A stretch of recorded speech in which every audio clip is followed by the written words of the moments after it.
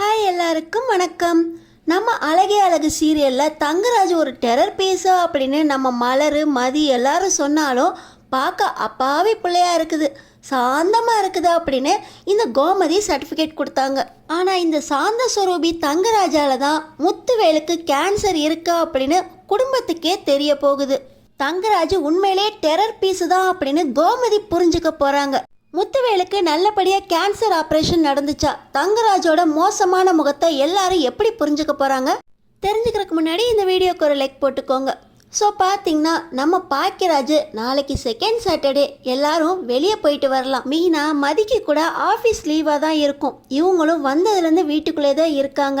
ராஜி கூட பீச்சுக்கெல்லாம் போகணும் அப்படின்னு ஆசைப்பட்டுச்சு. வெளியே எங்கேயாவது போயிட்டு வரலாம், எல்லாரும் குடும்பமாக போய் ரொம்ப நாளாச்சு அப்படின்னு சொல்ல ராகவன் கூட சரி எல்லாருமே போயிட்டு வரலாம் அப்படின்னு ஒத்துக்க பார்த்தீங்கன்னா ஸ்ருதி எல்லாரும் தீம் பார்க் போகலாம் அப்படின்னு பிளான் போடுறாங்க. தீம் பார்க்கா? என்னால் அங்கே போய் நடக்க முடியாதே, முட்டியெல்லாம் ஒரே குடைச்சலாக இருக்கே அப்படின்னு இந்த ராஜலக்ஷ்மி சொல்ல வீட்டுக்குள்ளேயே இருந்தால் எப்படி, வெளியே போய் அங்கே இங்கே நடந்துட்டு வரலாமே அப்படின்னு கோமதி ராஜலக்ஷ்மியை சமாதானப்படுத்த எல்லாரும் தீம் பார்க் போகிறதுக்கு முடிவு பண்ணுறாங்க. இன்னொரு பக்கம் பார்த்தீங்கன்னா கதிர் பாண்டியன் அப்பா கிட்ட போய் நாளைக்கு நான் ட்ரிப்பு போகிறேன், ஒரு வாரம் ஆகும், மெட்ராஸ் ட்ரிப்பு, அவருக்கு நான் தான் போய் ஆகணும் அப்படின்னு பர்மிஷன் சொல்லிட்டு யாருக்கும் தெரியாமல் முத்துவேலோட கேன்சர் ஆப்ரேஷனுக்காக கதிரும் முத்துவேலும் ஒன்றா காரில் மெட்ராஸ்க்கு கிளம்பி வராங்க. அன்னைக்கு சாயந்தரம் பார்த்தீங்கன்னா நம்ம ராகவன் ஃபேமிலியில் இருக்க எல்லாருமே பாக்கியராஜோட சேர்த்து நம்ம தங்கராஜோட வீட்டுக்கு விருந்துக்கு போகிறாங்க. அங்கே தன்னந்தனியாக வேலை பார்த்துக்கிட்டு இருக்க ரேவதிக்கு கோமதி, மீனா, ராஜி, நம்ம மலர், மதி அப்படின்னு எல்லாருமே சமையலில் ஹெல்ப் பண்ண நல்லபடியாக சமையல் முடிஞ்சிருது. ஆனால் பார்த்தீங்கன்னா இந்த தங்கராஜுக்கு தான் யார் சந்தோஷமாக இருந்தாலும் பிடிக்காது.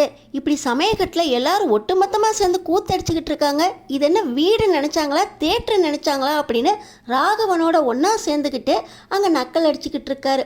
இதையெல்லாம் கவனிக்கிற கோமதி, வீட்டில் யார் சந்தோஷமாக இருந்தாலும் பிடிக்காதா தம்பி, நாங்கள் ஏதோ இருக்கிற வேலையை ஒன்றா சேர்ந்து ஒன்றா பார்த்துக்கிட்டு இருக்கோம், இருக்கிற வரைக்கும் ஒன்றா சேர்ந்து பார்க்க போகிறோம், அதுக்கப்புறம் உன் பொண்டாட்டி மட்டும்தானே இந்த வீட்டிலேருந்து பார்க்க போகிறா அப்படின்னு வெளிப்படையாக பேச தங்கராஜுக்கு கோமதி பேசுகிற ஒவ்வொரு பேச்சுமே பிடிக்கல. தான் வீட்டு விருந்துக்கு வந்தவங்க மனசு நோகக்கூடாது அப்படிங்கிற எண்ணத்தினால எதையுமே பேசாமல் வந்தவங்க சாப்பிட்டுட்டு கிளம்பட்டும், அப்புறம் பார்த்துக்கலாமாம்மா இந்த மலரையும் மதியையும் ஒன்றா சேர்ந்து கூத்தடிச்சுக்கிட்டு இருக்காங்களா அப்படின்னு இந்த ராகவனுக்கும் ராஜவரிச்சுக்குமே தாளம் போட்டுக்கிட்டு இருக்காரு இந்த தங்கராஜ். நம்ம மலருக்கும் பாக்கியராஜுக்கும் கொஞ்சம் கூட இந்த தங்கராஜ் மரியாதையே கொடுக்கல. ஆனாலும் பாக்கியராஜ் தன்னோட ஆசை தங்கச்சி ரேவதியோட முகத்துக்காக தங்கராஜோட ஒவ்வொரு செய்கையுமே பொறுத்து போய்கிட்டு இருக்காரு. இப்படி தான் அவங்க வீட்டு விருந்து முடியுது. வீட்டுக்கு வந்ததுக்கப்புறம் கோமதி நாங்கள் கிளம்புறதுக்குள்ள அழகுமதியும் சுரேஷும் சந்தோஷமாக ஒன்றா பேச ஆரம்பிக்கணும் அப்படிங்கிறதுக்காக ஒரு ஏற்பாடு பண்ணுறாங்க. சுரேஷோட ரூமில் மலர் அலங்காரம் செஞ்சு பால் பழம்லாம் வாங்கி வச்சுட்டு இன்னைக்கு 2 பேரும் நைட்டு தூங்கக்கூடாது, உங்களுக்குள்ளே என்ன பேசணும்னு நினைக்கிறீங்களோ பேசணும் அப்படின்னு 2 பேரையும் சொல்லி பால் சொம்போட நம்ம அழகுமதியை அனுப்பி வைக்க கோமதி அப்படி என்னதான் சொல்லியிருப்பாங்க, இவ்வளோ அமைதியாக மாறிட்டா, நம்மளோட சமாதானமாக போக சொல்லியிருக்காங்களோ அப்படின்னு சுரேஷும் நம்ம அழகுமதி கூட பேசுகிறதுக்காக சம்மதிக்கிறாரு.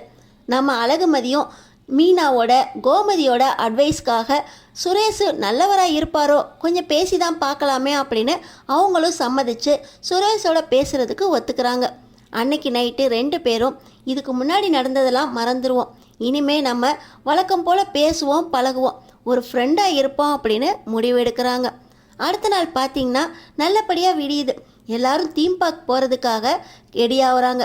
ராகவன் காலையிலேயே தங்கராஜுக்கு கால் பண்ணி, மாப்பிள்ள இன்னைக்கு எல்லாரும் தீம் பார்க் போயிடுறோம், நீங்களும் அங்கேயே வந்துருங்க, ரேவதி, தரணி, நம்ம இளவரசி எல்லாரையும் கூட்டிகிட்டு அங்கே வந்துருங்க, அங்கே வந்து மீட் பண்ணிக்கலாம் அப்படின்னு சொல்லிடுறாரு. தங்கராஜ் பார்த்திங்கன்னா ரேவதியோட காரில் வந்துடுறாரு. தீம் பார்க் போகிற சந்தோஷத்தில் எல்லாருக்குமே ஒரு காரையும் பிடிச்சி பாக்கியராஜ் ஒன்றா சந்தோஷமாக அரட்டை அடிச்சுக்கிட்டு வராங்க. இந்த நேரத்தில் தான் தங்கராஜோட காரு கதிர்வேலோட காரில் போய் முட்டிடுது. எவன்டா இது கார் ஓட்ட தெரியாமல் தங்கராஜோட கார்லேயே வந்து மோதுறதோ அப்படின்னு தங்கராஜ் சண்டை இழுக்கிற போக்கில் காரை நிறுத்திட்டு கதிரோட சட்டையை பிடிக்க உள்ளேருந்து இறங்குறது முத்துவேல். மன்னிச்சிருங்க அப்படிங்கிற வார்த்தையோட அவர் இறங்க தங்கராஜை பார்த்த உடனே முத்துவேலுக்கு ஒரே ஷாக். நீயா அப்படின்னு முத்துவேலு தங்கராஜை பார்க்க, யோ இப்போ எதுக்கு குன்னக்குடியிலேருந்து மறுபடியும் மெட்ராஸ் வந்திருக்க? வந்த உடனே என்கிட்ட மோதி என்கிட்ட சண்டை இழுக்க பார்க்குறியா அப்படின்னு தங்கராஜ் சண்டைக்கு போக கதிர் பார்த்திங்கன்னா, உங்களுக்கு இவரை ஏற்கனவே தெரியுமா மாமா அப்படின்னு முத்துவேல் கிட்ட கேட்க, இவனை தெரியாதா? இருக்கிறதுலே தலக்கணம் பிடிச்சவன் சண்டைக்காரன் அப்படின்னா அது இவன் தான் இந்த ஊர்லேயே பெரியவன் அப்படின்னு மனசுக்குள்ளே நினச்சிக்கிட்டு இருக்கான். இதையெல்லாம் அடக்கிறதுக்கு கண்டிப்பாக ஒரு ஆள் பிறக்காமலா இருந்திருக்கோம் அப்படின்னு முத்துவேல் சொல்கிறாரு. மாமா, இவர் ஏதாவது பிரச்சனை பண்ணுவாரா? நம்ம வேணால் கிளம்பிடுவோம் அப்படின்னு கதிர் சொல்ல, இங்கேருந்து கிளம்புறது தான் மாப்பிள்ள நல்லது அப்படின்னு முத்துவேல் கதிரை கூட்டிகிட்டு கிளம்ப, என்னடா பழைய பகையெல்லாம் அப்படியே விட்டுட்டு வேலையை பார்க்கலான்னு போறியா?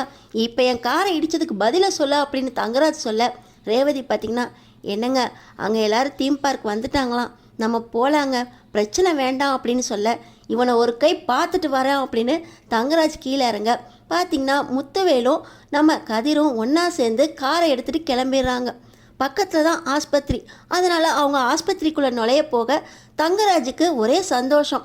ஓ, இதுக்கு தான் மெட்ராஸ் வந்திருக்கீங்களா, என்னன்னு பார்த்துட்டே போயிடுவோம் அப்படின்னு சொல்லி தங்கராஜ் காரை திருப்பிக்கிட்டு ஹாஸ்பிட்டலுக்குள்ளே அவரும் போகிறார். முத்துவேல் கேன்சர் ட்ரீட்மெண்ட் ஆப்ரேஷனுக்காக தானே இந்த ஆஸ்பத்திரிக்கு வந்திருக்காங்க. அதனால் ஏற்கனவே பதிவு பண்ணிட்டு வந்ததுனால அவரை அட்மிட் பண்ணுறதுக்காக உள்ளே போக, இவன் எதுக்கு கேன்சர் வார்டுக்குள்ளெல்லாம் போகிறான்? ஓ, கேன்சரா? நீ பண்ண வேலைக்கு உனக்கு இதெல்லாம் வருண்டா, நீ சாகணும். ஆஸ்பத்திரியில் இருந்தாலும் ஆப்ரேஷன் ஃபெயிலியராக தான்டா போகும். தங்கராஜை எதிர்த்தவனுக்கு இதுதான் கதி அப்படின்னு இந்த தங்கராஜ் மனசுக்குள்ளே சந்தோஷப்பட்டுக்கிறாரு. பார்த்திங்கன்னா இப்போ ரேவதிக்கு ராகவன் கிட்டேருந்து கால் வருது. ரேவதி எங்கம்மா இருக்க? ராஜலக்ஷ்மிக்கு கால் வலி ரொம்பவே ஜாஸ்தி ஆயிடுச்சுமா. தீம் பார்க்கில் ராஜலக்ஷ்மி இருக்க முடியாதுன்னு சொல்லி ஒரே பிடிவாதம் பிடிக்கிறா. அதனால் நாங்கள் எல்லாருமே இவளை ஹாஸ்பிட்டல் கூட்டிகிட்டு போகிறதுக்காக வந்திருக்கோம்மா. நீ அப்படியே ஹாஸ்பிட்டல் வரியா இல்லை மாப்பிள்ளையோட தீம் பார்க் போறியாம்மா அப்படின்னு ராகவன் கேட்குறாரு.